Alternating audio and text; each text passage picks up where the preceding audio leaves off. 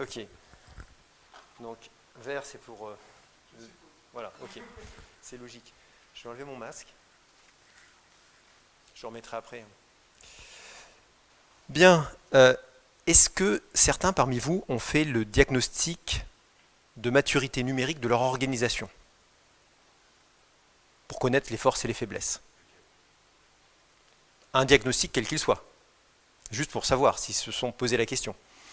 Parce que souvent, on pense qu'avoir un site web, être sur les réseaux sociaux, acheter une solution cloud, ça suffit, hop, on est une entreprise numérique. En fait, c'est un peu plus subtil que ça. Parce que le numérique, c'est un tsunami qui touche tout sur son passage. Alors, je vais passer en revue différentes choses. Alors ça, c'est, vous aurez les supports qui vous seront communiqués. Donc ça, c'est si vous voulez interagir avec moi. Donc il y a cette possibilité par mail, sachant que j'essaye d'être dans une logique omnicanale. La façon la plus destroy qu'on a eu de me contacter, c'était via... non, pas par pigeon voyageur, même s'il y a un fauconnier sur la base aérienne de Villacoublay. Ça a été par un truc de CV en ligne, plutôt que de me contacter par LinkedIn. D'ailleurs, il y a un indicateur qui est assez intéressant, c'est à l'issue d'une conférence. Lorsque vous faites une conférence, vous regardez, il y a par exemple, je sais pas, 50 personnes, et vous regardez à la suite de cette conférence, combien de personnes vous ont demandé une invitation sur LinkedIn. C'est un indicateur, et donc vous pouvez faire un ratio, et si le ratio est assez bon, ça veut dire que la conférence a été appréciée.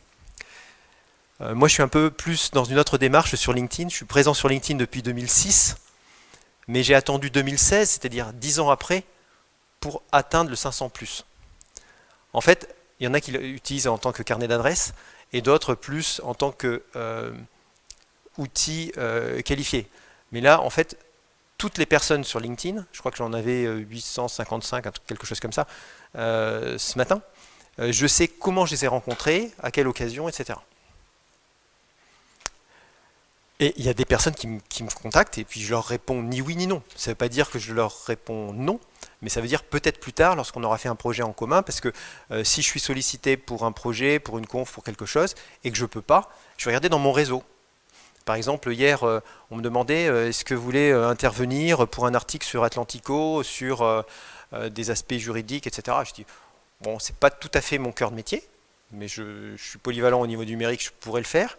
En plus, j'ai pas le temps. Donc je vais vous dire, je vais vous donner 2 noms de personnes que vous pouvez contacter et qui seront très pertinents.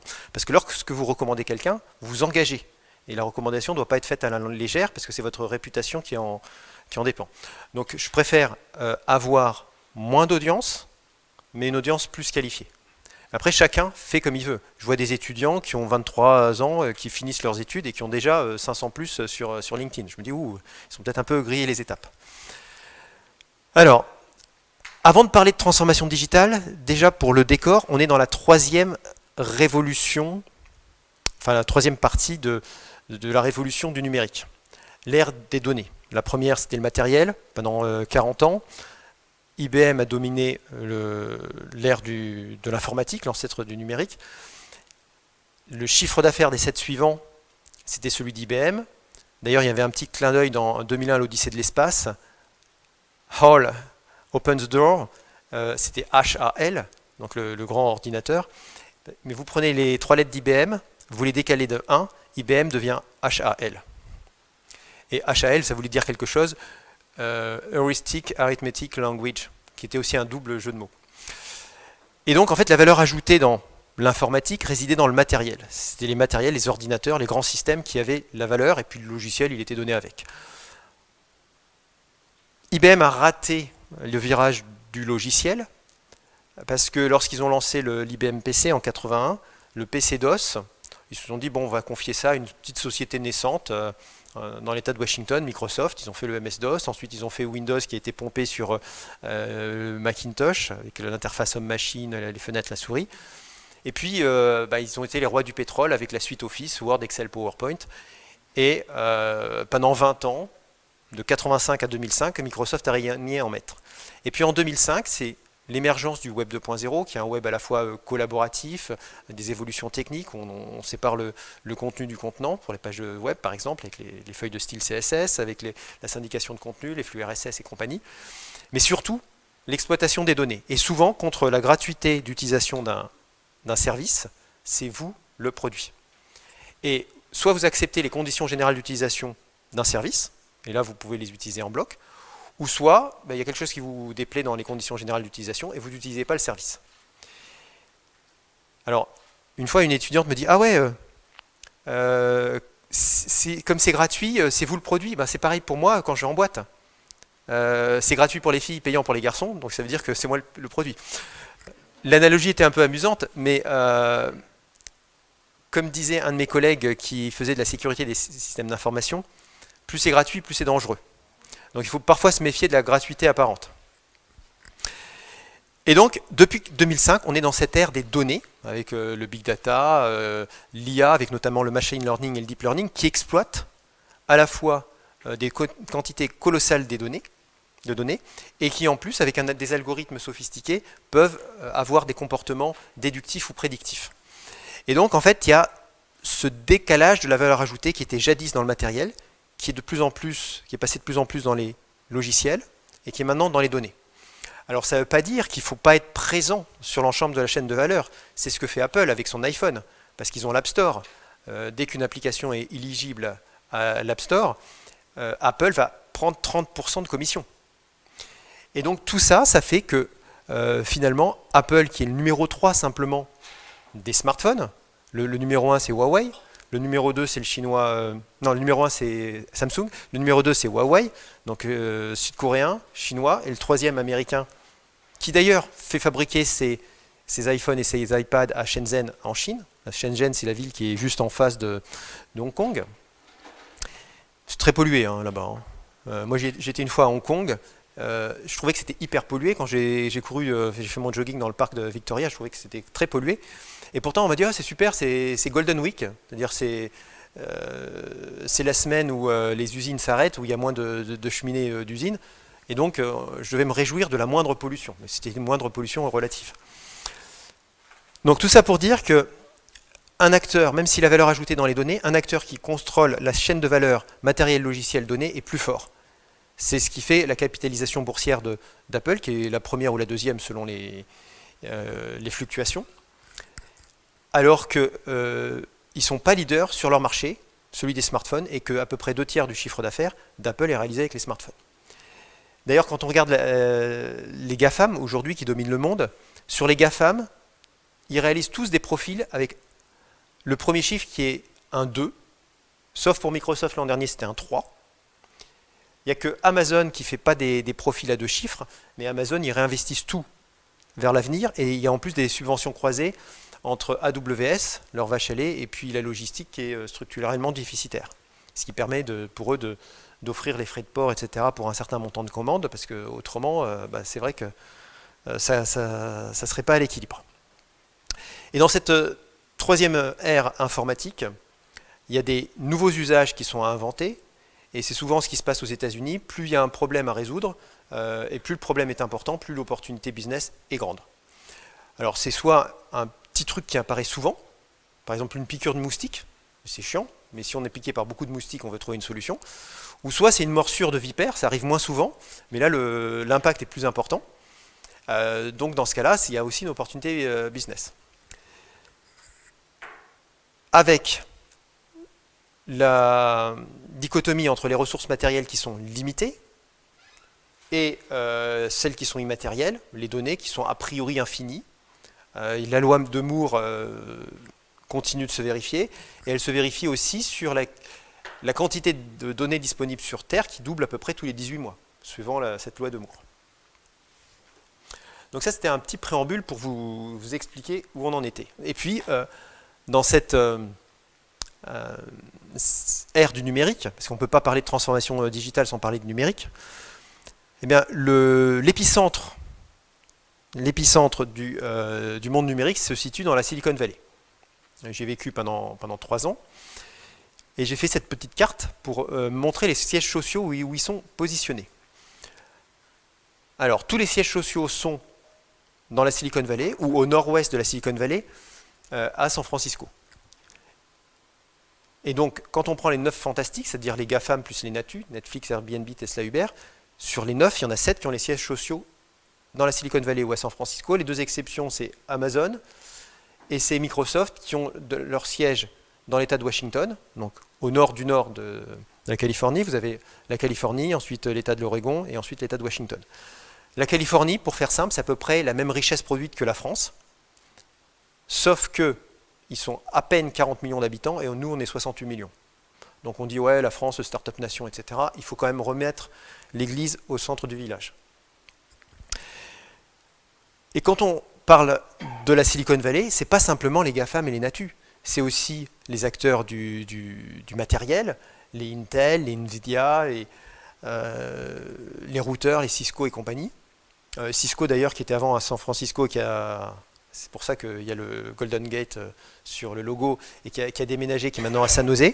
Et San Jose, ou San José en français, c'est la capitale autoproclamée de la Silicon Valley. Même sur les poubelles, il y a marqué le logo de San Jose et il y a marqué San Jose, capitale de la Silicon Valley. Bon, sur les poubelles, ça fait un peu crade, mais bon, voilà.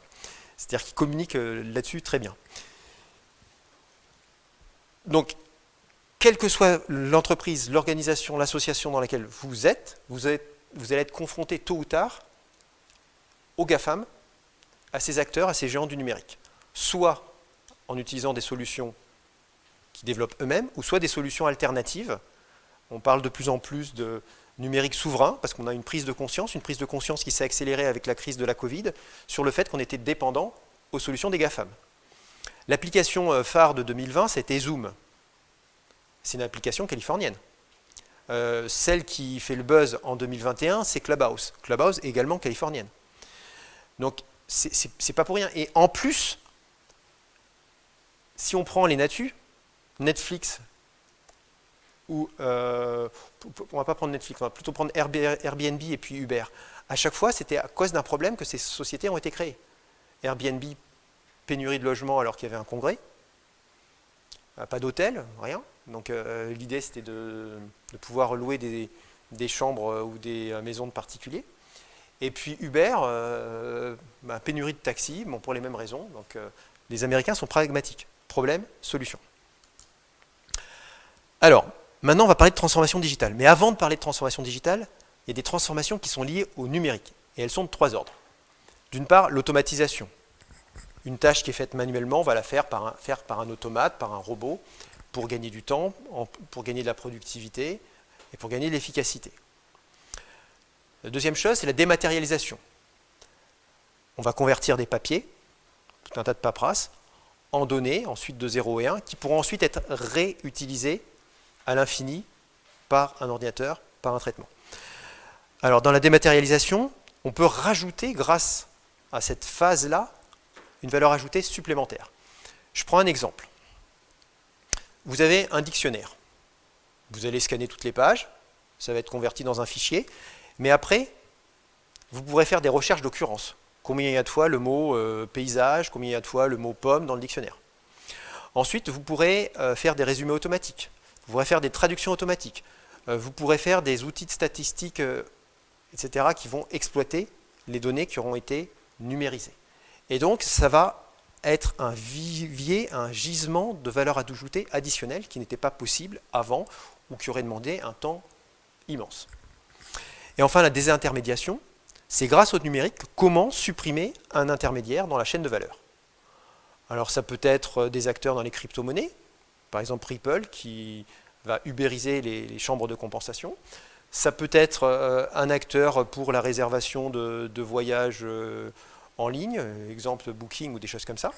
Donc on peut avoir tout un tas de cas d'usage pour dire comment faire pour être plus proche du client, pour shunter une étape et pour aller plus vite. Et tout ça, automatisation, dématérialisation et désintermédiation, c'est autant d'opportunités, soit qui peuvent être exploitées par des nouveaux entrants, qui viennent chahuter, disrupter des acteurs historiques, ou soit pour les organisations elles-mêmes qui vont se réinventer grâce au numérique, changer leur business model, changer leur processus interne, changer leur ligne de produits et services pour être en face avec des attentes. Alors à la poste, ça passe par exemple par deux choses, deux constats. Le courrier s'est cassé la gueule, moins 50% en 10 ans. La fréquentation dans les bureaux de poste, moins 50% en 10 ans. Avec aussi la problématique des jeunes, des moins de 30 ans qui ne viennent pas en bureau. D'où trouver des relais de croissance. Et un exemple tout trouvé, c'est le facteur. Le facteur, c'est celui qui connaît le mieux la population.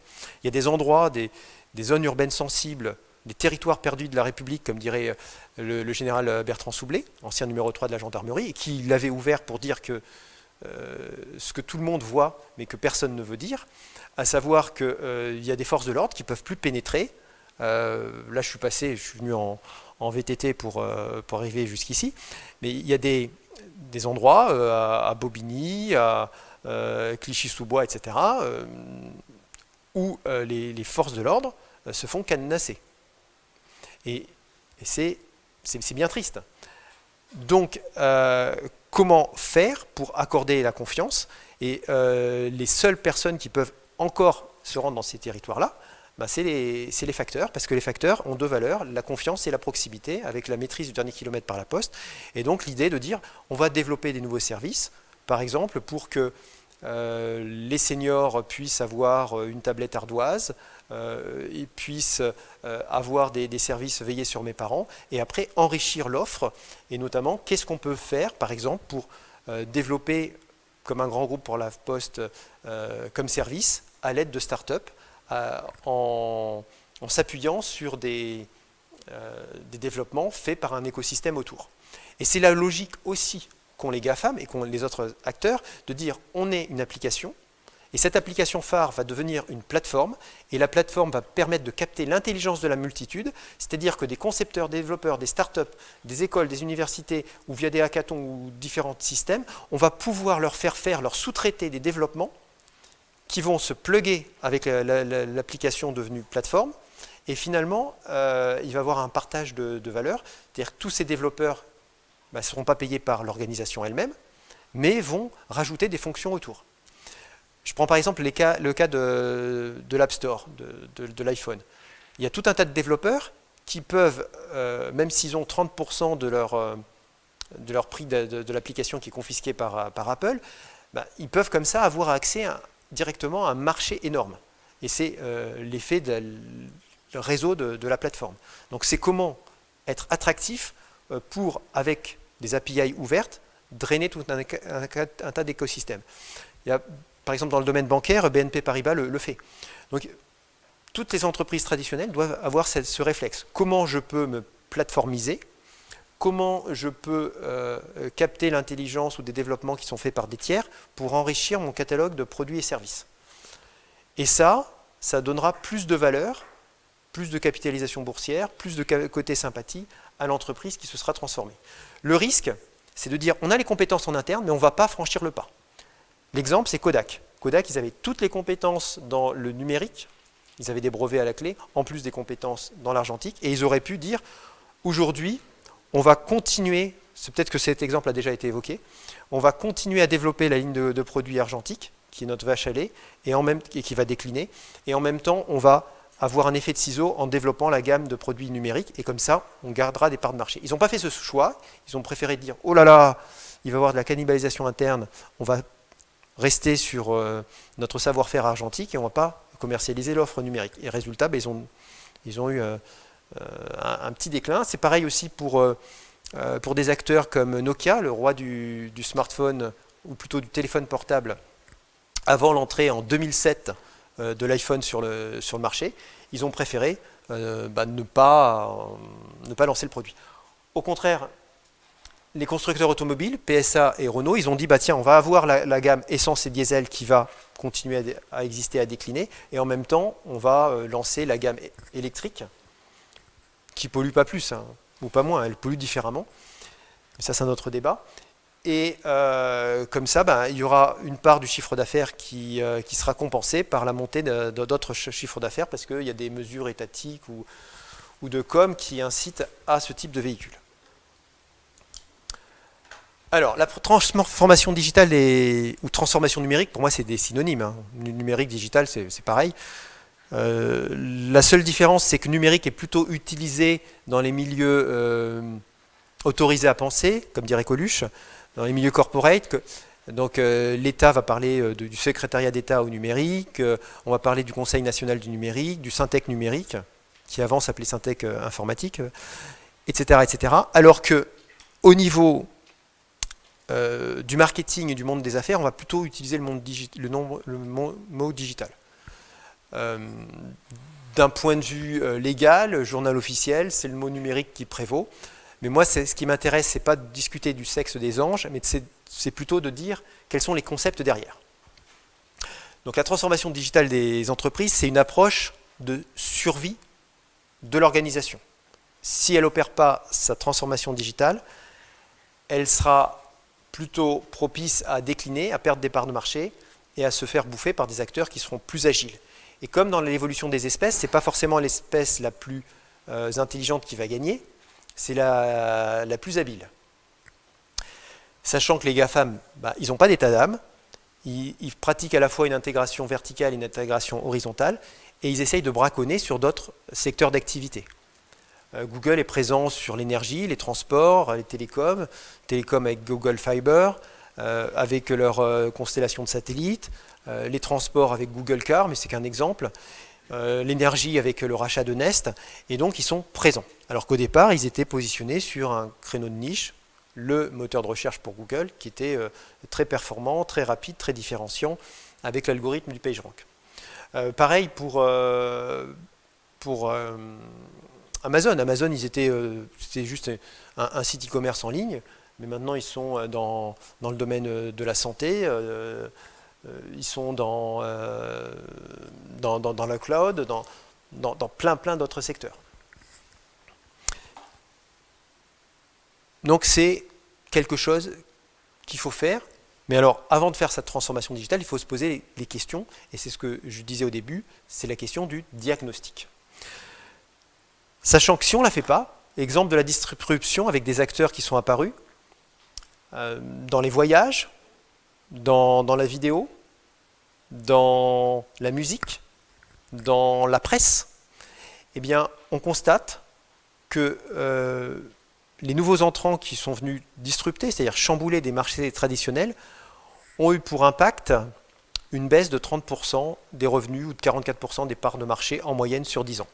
Et d'ailleurs, c'est ce qu'on retrouve au niveau de la Poste, 50% de courriers en moins sur 10 ans. Ça n'a pas fait 50% de chiffre d'affaires, parce qu'il y a l'effet prix, il y a l'effet modification de la structure des envois, etc. Mais globalement, c'est cette même logique. Et donc, les acteurs doivent se repenser. Pour les taxis, avec Uber, Taxi G7 s'est transformé un peu tardivement, mais est revenu dans la course. Et la disruption introduite par Uber était assez intéressante, parce que avant on prenait le taxi, on avait la prise en charge et on avait le compteur qui défilait. Et c'était très anxiogène, on ne savait pas combien on allait payer à l'avance. Or là, avec les algorithmes de Uber, on a la prévision de la course. Uber n'a pas de taxi en propre. En fait, ils ont des intermédiaires, c'est des personnes qui endossent ce rôle-là. Alors, quand on disrupte un marché, ça va aussi changer les règles du jeu. Il y a des lobbying pour ceux qui veulent garder le monde d'avant et ceux qui vont défendre le monde qui vient. Et cette révolte des conducteurs de taxi par rapport aux chauffeurs Uber, c'est la même chose que la révolte des canuts lyonnais par rapport au métier à tisser de Jacquard, qui a automatisé le fait de pouvoir produire des pièces, des étoffes. Donc après, comme disait ma grand-mère, il faut savoir vivre avec son temps, et pour ça, il faut apprivoiser intelligemment le digital. Alors pour cela, le diagnostic, c'est quelque chose qui est essentiel. Savoir à un instant donné où est son organisation en matière de digital, quelles sont ses forces et ses faiblesses, pour ensuite établir une stratégie, une feuille de route de transformation. Et puis également faire un diagnostic, c'est aussi savoir comment on se positionne par rapport à des concurrents, des partenaires, des fournisseurs et des clients. Je prends le domaine bancaire, est-ce que BNP Paribas est plus mûr d'un point de vue numérique que la Société Générale ou que le Crédit Agricole, et sur quels critères? Parce que la transformation digitale, c'est la transformation grâce au numérique des modèles d'affaires, des processus, des lignes de produits et services, etc. Mais ça permet d'avoir une évaluation, avant de la faire, sur différents critères. Et on peut être en avance sur certains et en retard sur d'autres. C'est pour ça que j'ai co-développé un modèle qui est bâti en 6 leviers. Et ces 6 leviers mesurent le niveau de maturité numérique de toute organisation, de la TPE ou de la start-up, jusqu'à la grande organisation. Donc tout ça, c'est décrit dans le livre Transformation digitale 2.0. Alors, on part du constat, avec mon co-auteur Michael Tartare, que une organisation doit définir une stratégie grâce et avec le numérique. Que de cette stratégie va découler une organisation. Les organisations plus holacratiques, plates, agiles, avec moins de silos, sont plus efficaces. Pour cela, il faudra du personnel interne à l'organisation, mais ça peut être aussi du crowdsourcing, ça peut être l'intelligence de la multitude, comme je l'évoquais pour la plateforme, avec des personnes extérieures à l'organisation qui vont développer des produits et des services. Tout ça avec une offre, qui peut être des produits ou des services. Plus la composante, par ailleurs, immatérielle est forte, plus la perspective de transformation digitale sera forte. Si on a par exemple des œufs, la transformation digitale sur un œuf sera moins importante que si c'est sur des données. Sur un œuf, on pourra rajouter, grâce au numérique, des informations du genre le calibre de l'œuf, est-ce qu'il est bio, la date limite de consommation, quelle est la poule qui l'a pondu, dans quel pays, à quel endroit, etc. Et donc toutes ces informations, qui pourront être mises sur un QR code, sur un code à barre, vont rajouter de la valeur à l'œuf. Mais ce n'est pas ça qui va faire doubler le prix de l'œuf. Alors que des données, en les triturant, en les analysant avec des bons algorithmes, on pourra leur donner une valeur qui pourra être 1000 fois supérieure ou davantage. Donc l'offre de l'organisation, alors ça peut être une offre marchande ou non marchande pour les associations ou les administrations, va être basée sur des technologies et le recours à l'innovation. Et tout ça dans un environnement qu'il faudra optimiser, maîtriser. Environnement juridique, fiscal, avec aussi du lobbying à faire pour que ces offres et ces produits soient mieux référenciés, mieux vendus que ses concurrents. Donc ce modèle comprend 113 indicateurs. Alors vous allez dire, ouais, 113 indicateurs, ça fait beaucoup, mais il y en a 62 pour les petites organisations et 92 pour les administrations parce qu'elles n'ont pas de critères marchands. Ces indicateurs font l'objet d'une notation qui est un peu isomorphe à ceux qui s'intéressent à des outils de gouvernance du système d'information ACMMI. 0, c'est que ça est raté, que les critères ne sont pas atteints. Et puis après, il y a des niveaux croissants, de 1 à 5. Et à chaque niveau, il faut apporter des éléments de preuve qui peuvent être faits à l'intérieur de l'organisation ou à l'extérieur, parce que, par exemple, sur la présence sur les réseaux sociaux, on peut voir combien de comptes Twitter, Facebook, etc. l'entreprise a, si les comptes ont tant d'abonnés, quelle est la dynamique, le nombre de commentaires, de reprises, etc. Et donc, un auditeur externe peut évaluer un certain nombre d'indicateurs de maturité numérique de l'organisation. Mais il y a d'autres indicateurs qui sont des indicateurs internes à l'organisation pour lesquels il faut accéder aux données de l'entreprise. Par exemple, le nombre de jours de formation au numérique par an et par collaborateur. Ça, c'est les RH ou c'est certains services qui ont cette information. Mais ce n'est pas des informations qui sont publiées. Il y a des informations qu'on peut avoir avec l'intelligence économique sur le rapport d'activité de l'entreprise, sur des sites basiques comme de vérification des comptes, etc. de l'entreprise. Et en croisant des données, on peut récupérer cette matière grise qui nous permettra d'évaluer l'entreprise, mais on ne pourra, si on est extérieur à l'entreprise, qu'évaluer peut-être les 2 tiers des indicateurs. Pour le tiers restant, il faudra être dans l'organisation ou accéder à des informations qui sont contenues dans l'organisation pour faire ce diagnostic. Une fois qu'on l'a fait, on a une note. On dit par exemple, sur l'indicateur, l'indicateur, je ne sais pas, niveau de formation des cadres dirigeants au numérique, on a un niveau de maturité de 2,5. Après, on va agréger les indicateurs qui ont des coefficients 1, 2 ou 3 au sein de ces 6 leviers et on aura une note. Par exemple, la stratégie, on peut être à un niveau de maturité 3,2, pour l'organisation 2,6, etc., etc. Et après, on aura la note globale. Et c'est intéressant comme ça de se positionner. Alors j'ai fait par exemple l'exercice. Je parlais tout à l'heure de comparer les banques.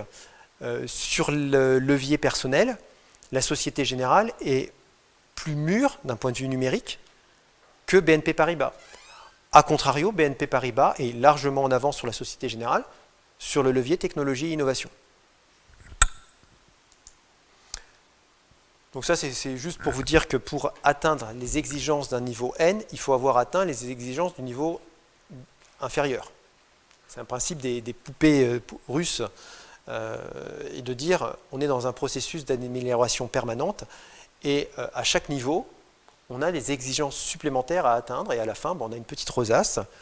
On a 6 leviers, comme les 6 camemberts du Trivial Poursuite, et puis il faut pouvoir les remplir pour pouvoir performer. Et l'idée, après, c'est de dire, si vous avez tel niveau de maturité, vous pouvez être certifié. Alors, il y a un outil qui a été développé donc, par Michael Tartar, qui s'appelle DIMUP, qui met en œuvre la méthode DIM, Digital Internet Maturity Model, qu'on a développée. Alors, de façon synthétique, les 6 leviers, qui comprennent un certain nombre d'indicateurs, et ces indicateurs sont répartis sur des groupements d'indicateurs. Donc on a 3 niveaux, on a voulu faire simple, levier, groupement, indicateur. Levier stratégie, par exemple, a 3 groupements.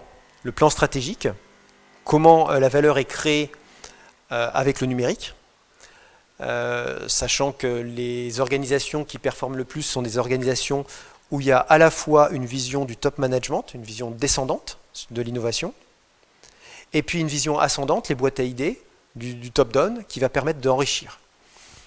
Par exemple, la SNCF, il y avait Guillaume Pépi qui avait une vision, il disait voilà, il faut qu'il y ait le Wi-Fi dans les trains, il faut qu'il y ait ceci,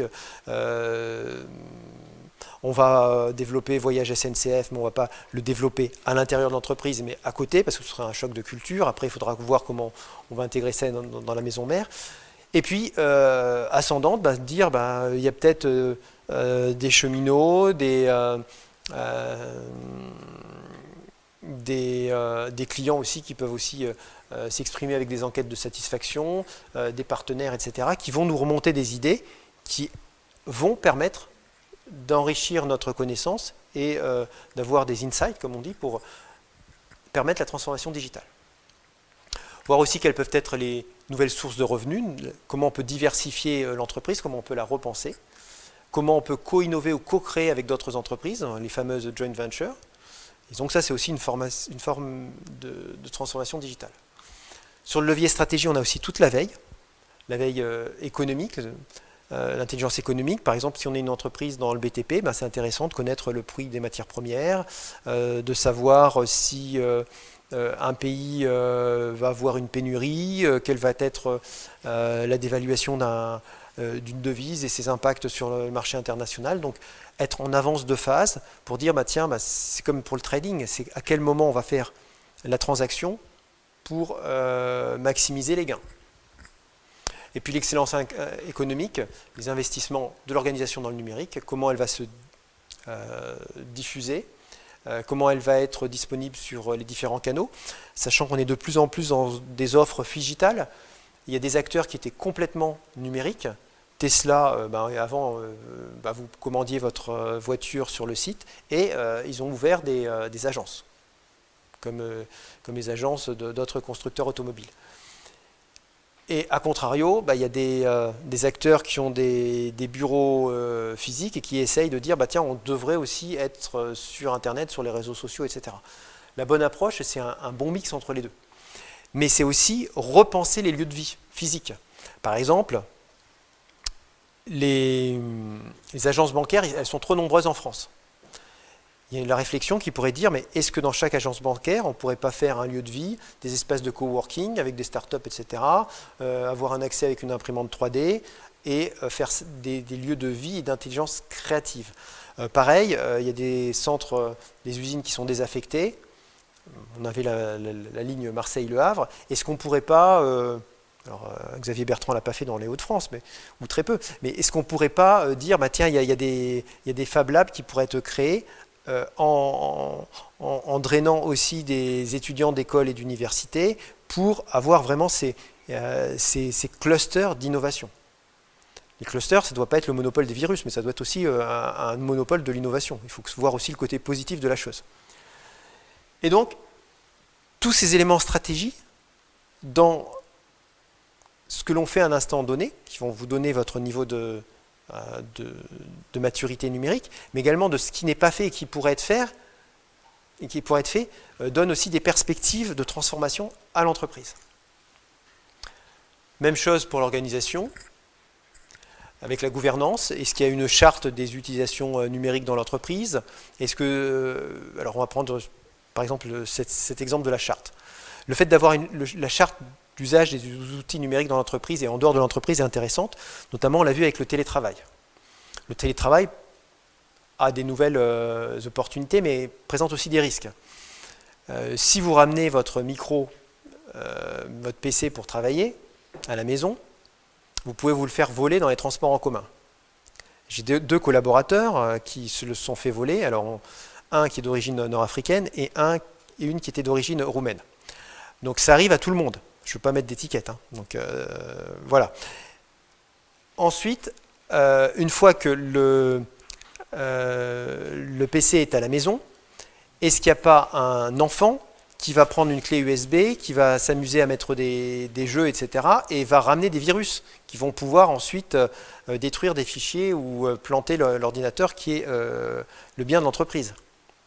A contrario, avec le Buy Your Home Device, on peut dire, bah, tiens, je voudrais avoir mon propre smartphone qui a un usage mixte, professionnel et personnel.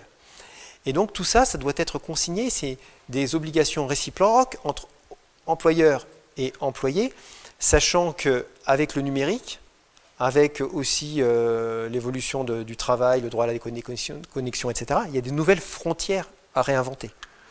Et on passe d'une obligation de moyens à une obligation de résultats. Donc ça, c'est un changement de paradigme important. Moi, j'avais anticipé largement avant la crise de la Covid. Quand j'avais un collaborateur qui me disait oh, j'ai une rage de dents terrible, etc., il faut que je prenne rendez-vous, que j'aille en urgence chez le dentiste et à 3h30 de l'après-midi. Je dis bon, ok, je vais juste te couvrir au niveau des RH. Il faut que si tu arrives à un accident, que tu es écrasé par le tramway, ce que je ne te souhaite pas, et pour tes amis, tes proches, ta famille non plus, il faut quand même être couvert au niveau des RH.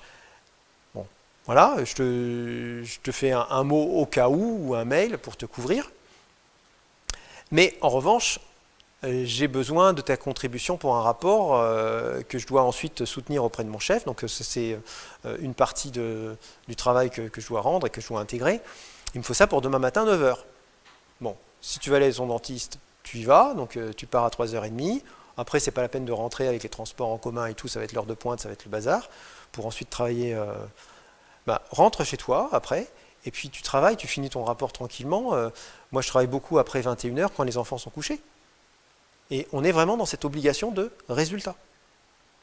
Alors au départ, ça pouvait choquer parce qu'on était c'est la culture française, on est dans les 3-8, boulot, métro, dodo, et puis c'était le jeu de celui qui, le vendredi soir, allait quitter le plus tard possible son bureau et être vu par le chef en disant, voilà, vous voyez, le chef, il m'a vu à 20h, donc je suis quelqu'un.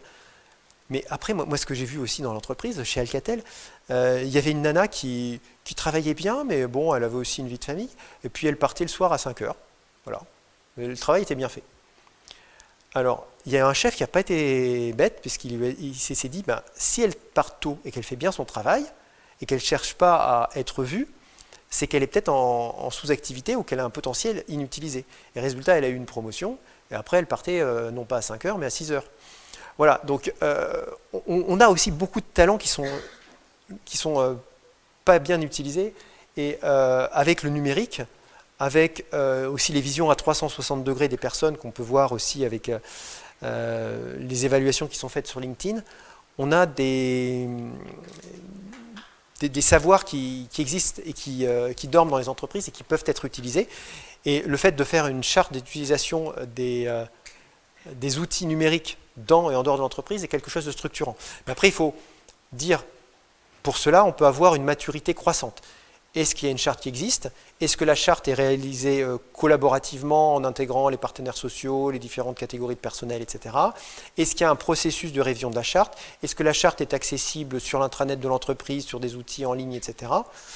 Voilà. Et est-ce qu'il y a un processus aussi d'accueil du nouveau avec le PDF de la charte qui lui sera directement accessible sur son smartphone ou ailleurs?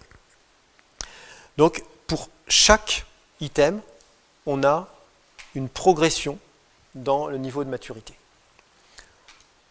Bon, après, le management, comment sont organisées les réunions, comment elles sont pilotées, s'il y a des possibilités de faire des réunions de travail à distance, des réunions hybrides de type Figital.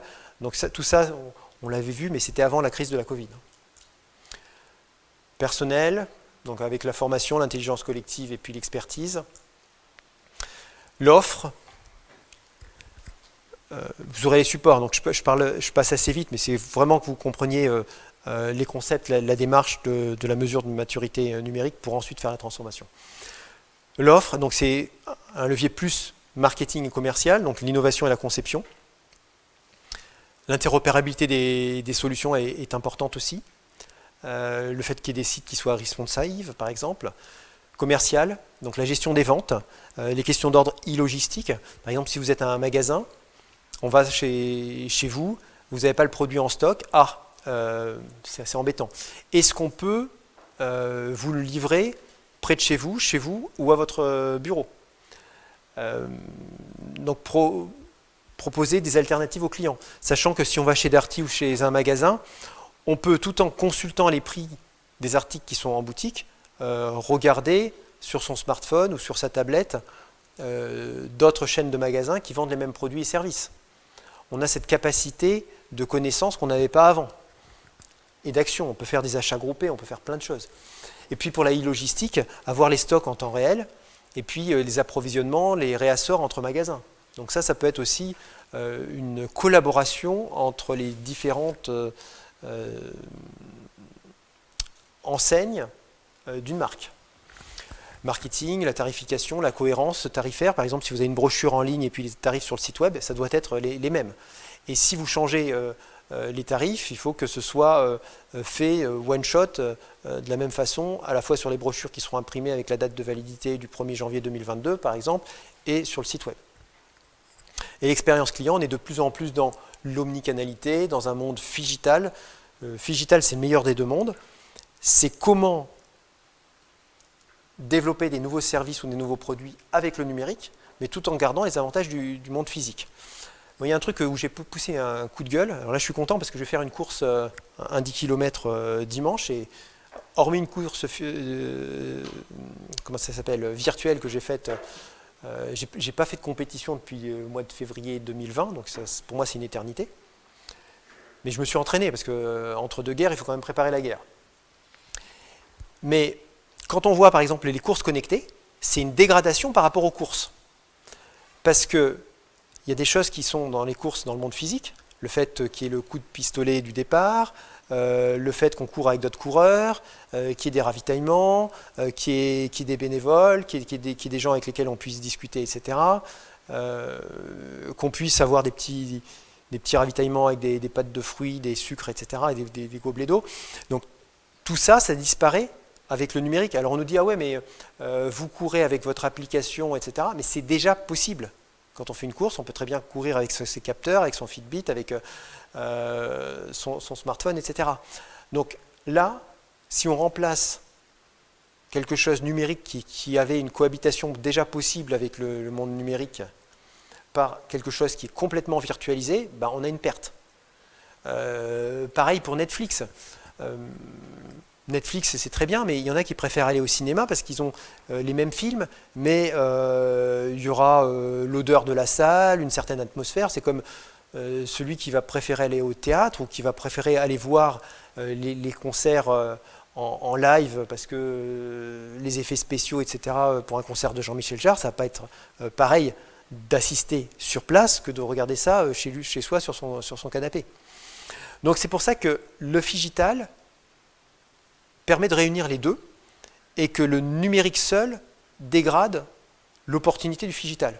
Et il faut voir comment le numérique peut rajouter de la valeur au physique pour vendre plus de valeur ajoutée au client final, mais non substituer totalement le monde physique par le monde numérique. Alors, si on substitue totalement le monde physique par le monde numérique, on peut gagner en chiffre d'affaires, pas forcément en chiffre d'affaires, mais on peut gagner en marge, mais seulement ça peut frustrer le client. D'où voir comment avoir cette bonne combinaison des deux. Et je pense que c'est un petit peu l'avenir, au même titre que l'omnicanalité et l'expérience client, avec des bases de données et de l'exploitation du big data intelligente derrière. L'omnicanalité, c'est le fait de pouvoir contacter une marque, soit par mail, soit par téléphone, soit en face à face, soit sur les réseaux sociaux, soit via un chatbot. Et après, tous les échanges qui ont été faits, quel que soit le canal, doivent être enregistrés dans la base de données pour pouvoir interagir beaucoup plus facilement et avoir cette connaissance client. Si j'échange avec vous par mail, que je vous vois plus tard physiquement, qu'ensuite on se téléphone, si j'ai une bonne mémoire, je vais me souvenir de ces différents canaux de communication qu'on a eu ensemble. Donc 3 canaux, et puis à chaque fois, je ne vais pas dire oui, je t'ai eu au téléphone, donc je vais oublier ce qui s'est passé lors de la rencontre physique ou lors d'un échange de mail. Non, je dois capitaliser toutes ces étapes-là. Pareil, pour la connaissance client, quel que soit le canal choisi, l'entreprise aura plus de valeur ajoutée, fidélisera plus les clients si elle aura intégré et analysé et disséqué intelligemment ces données. Technologie et innovation, donc ça c'est important parce que c'est le cœur des systèmes d'information, des DSI, sachant qu'il y a de plus en plus de numériques qui sont faits également par les directions marketing, et que les directions marketing et direction du système d'information sont les 2 piliers de la transformation digitale. Après, il y a les RH, il y a les finances, il y a la stratégie, il y a d'autres directions, mais c'est surtout la DSI et puis la direction marketing. Pour ça, il y a des choix techniques à faire, il faut que les solutions soient évolutives. On peut avoir à la fois de l'open source et puis des solutions propriétaires, c'est un petit peu au cas par cas, selon les clients, selon les cibles, on doit leur parler d'une façon personnalisée, on doit respecter un certain nombre de standards du web, etc. Alors, un exemple, par exemple, de transformation digitale ratée.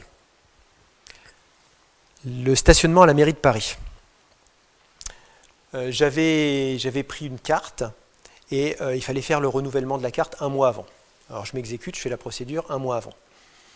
Sauf que j'avais payé en ligne, je crois le renouvellement, 45 €.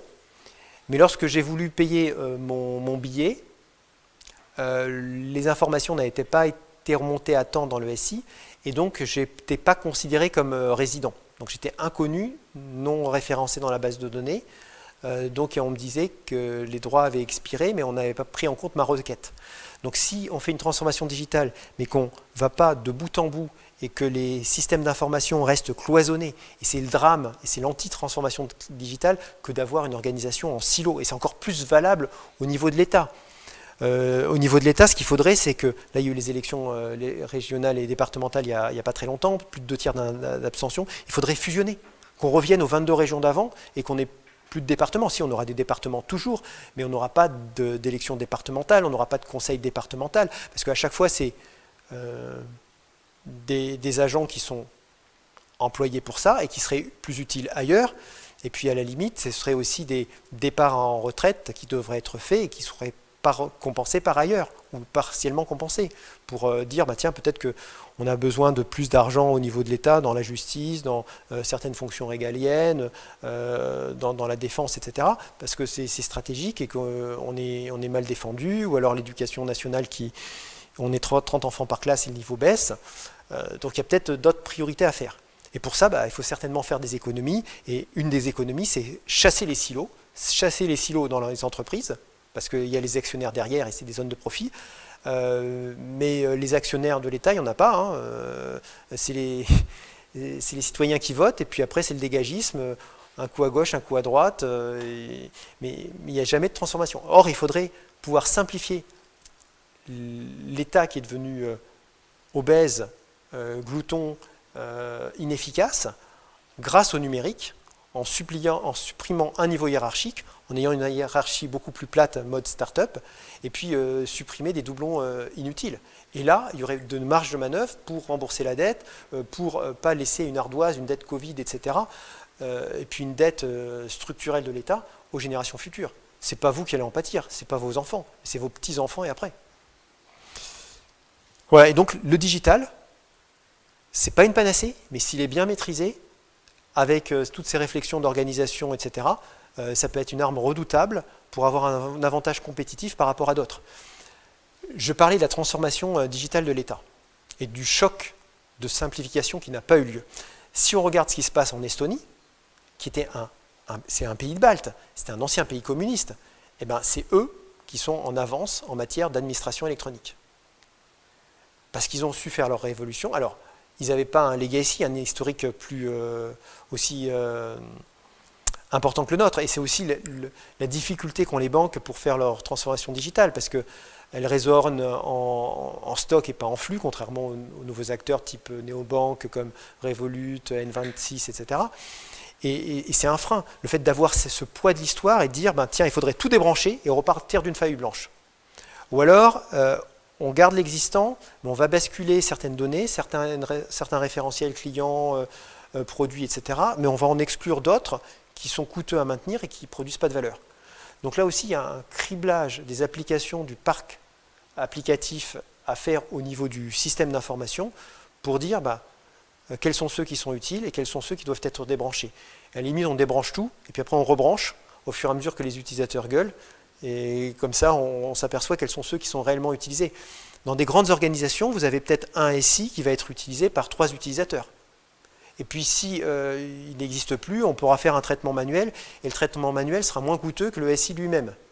Parce que si le SI doit être maintenu par des programmeurs COBOL ou Fortran qui sont partis à la retraite et qui vous rappelez parce qu'ils ont 65, 67 ans, ils ont encore les compétences, mais il faut les faire venir à prix d'or et les payer l'équivalent de 100 KE par an, là ça ne va plus. Ce n'est pas une équation gagnante pour l'entreprise.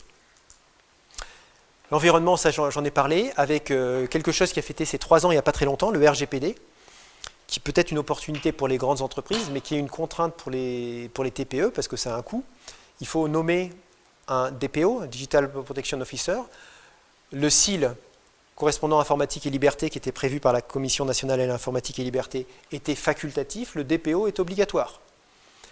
Et il faut se mettre en conformité, sachant que la vérification est faite a priori et non a posteriori par la CNIL, c'est renversement de la charge de la preuve avec le RGPD par rapport à ce qui existait avant avec la CNIL. La CNIL, autorité administrative indépendante, qui résulte de la loi informatique, fichiers et liberté du 6 janvier 1978, qui a évolué depuis. Mais le RGPD, c'est le cadre réglementaire européen. Et donc ça, c'est très important de prendre intelligemment ces contraintes et dire comment faire de ces contraintes une opportunité pour revoir nos processus, notre façon de travailler, notre efficacité, notre rapport aux données, notre stockage des données, la sécurité de nos données, et puis la sécurité aussi de nos prestataires qui vont utiliser des données, parce qu'il y a aussi ces mécanismes en cascade. Donc faisons de cette contrainte une opportunité, plutôt que de dire « Ah ouais, c'est encore un texte qu'il faut adapter, qu'il faut changer ». Non, essayons de remettre à plat pour que les données soient utilisées plus intelligemment dans la structure avec les partenaires et l'écosystème. Et avoir aussi cette logique de raisonnement écosystémique. C'est-à-dire pas être nombriliste et être une organisation tournée sur elle-même, mais voir comment elle interagit avec ces autres acteurs. Le lobbying, on le voit, hein, l'importance. La France a perdu les Jeux Olympiques de Paris en 2012. Sébastien Coe et puis les Londoniens l'ont gagné. C'est aussi le fait de dire que c'est pas parce qu'on est les meilleurs qu'on gagne, c'est aussi parce qu'on est ceux qui allons pouvoir faire un travail en sous-marin, moins visible, mais qui va permettre finalement de gagner. Et ça, c'est valable un peu dans beaucoup de domaines. J'en ai fini pour vous présenter les 6 leviers du modèle, donc dans les grandes lignes. Bon, après, c'est décortiqué, hein, c'est tout un travail. Alors, l'outil est librement utilisable pour faire vos diagnostics. Je préfère être dans le modèle open source que dans le domaine propriétaire. Alors, Un petit zoom quand même sur les impacts de la crise.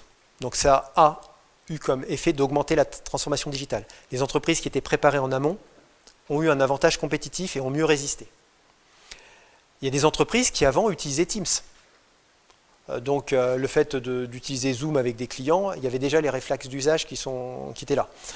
Teams a aussi évolué, hein, parce qu'il y a une uniformisation des fonctions, et par exemple la fonction main levée, qui existait sur Zoom, a été récupérée ensuite par Teams. Est-ce que Teams de Microsoft avait déjà la fonction dans les cartons? Ça, je ne sais pas, c'est vraisemblable. Mais c'est du marquage à la culotte, c'est-à-dire que s'il y a une fonctionnalité qui est faite et qui est bien, on va la copier. Un point à retenir, c'est que les données sont au cœur de l'organisation et que les données, une fois raffinées, traitées, contextualisées, deviennent des informations porteuses de valeur. Une donnée, en tant que telle, ne vaut rien, mais une fois raffinée, contextualisée, ça devient une information. Et une information, c'est un élément pour la décision. Et enfin, les clients et l'écosystème sont au centre. Donc il faut faire avec et pas contre, ce qui serait l'approche la pire.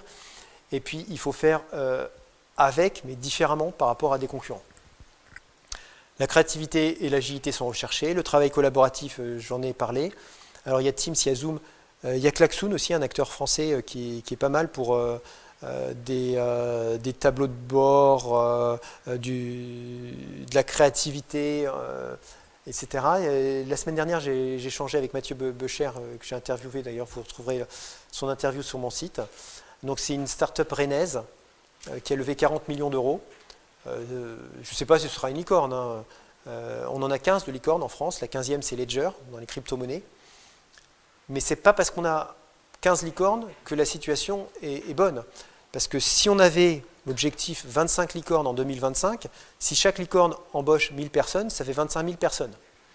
On prend ces 25 000 personnes, on met en regard les 3,8 millions de chômeurs, les 2 millions de personnes qui sont allocatrices du RSA, on rajoute à ceux-là les autres des travailleurs pauvres ou des personnes qui sont proches du niveau de pauvreté, on n'est pas brillant.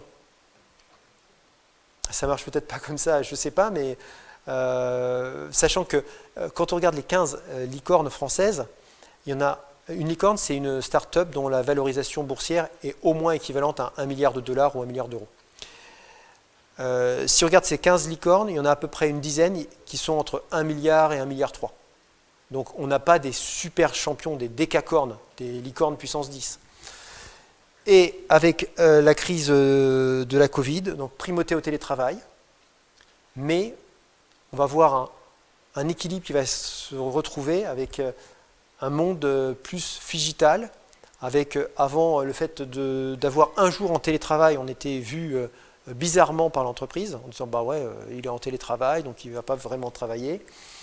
Or, demain, peut-être que dans certaines organisations, il y aura 2 jours, voire 3 jours de télétravail, et puis 2 ou 3 jours de physique, parce qu'on a besoin de se voir.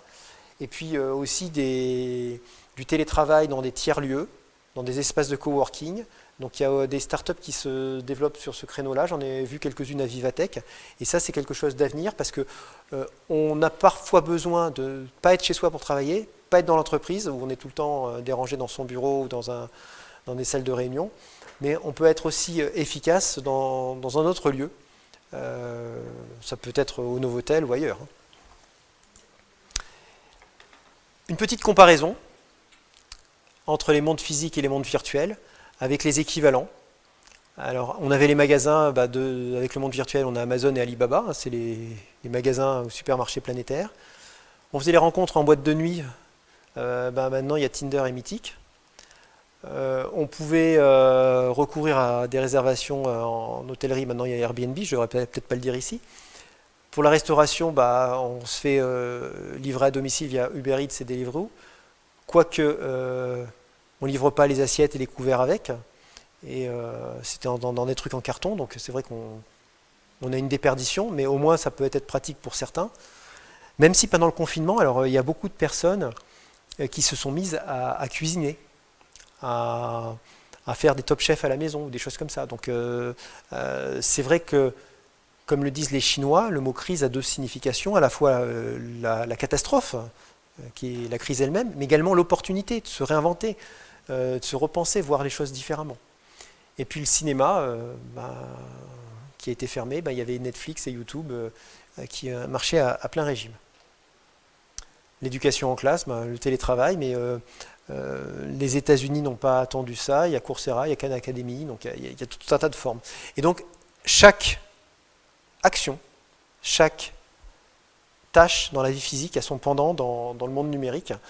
Mais moi je milite pour le juste équilibre et pas être dans la substitution, pas dans le et, mais pas être dans le ou, mais dans le et.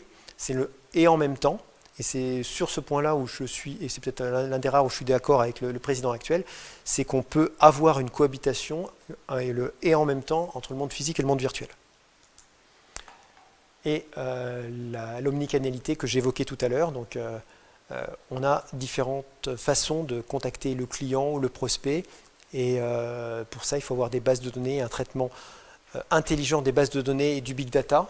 Le big data, c'est les données qui ne sont pas structurées, avec des outils type Hadoop et MapReduce par exemple, et c'est pas parce qu'elles ne sont pas structurées qu'elles ne sont pas porteuses de valeur, mais les traitements, les diagnostics, les outils d'IA sont différents mais peuvent être très puissants. Voilà, j'en reste ici pour aujourd'hui. Merci de votre attention et je réponds à vos questions.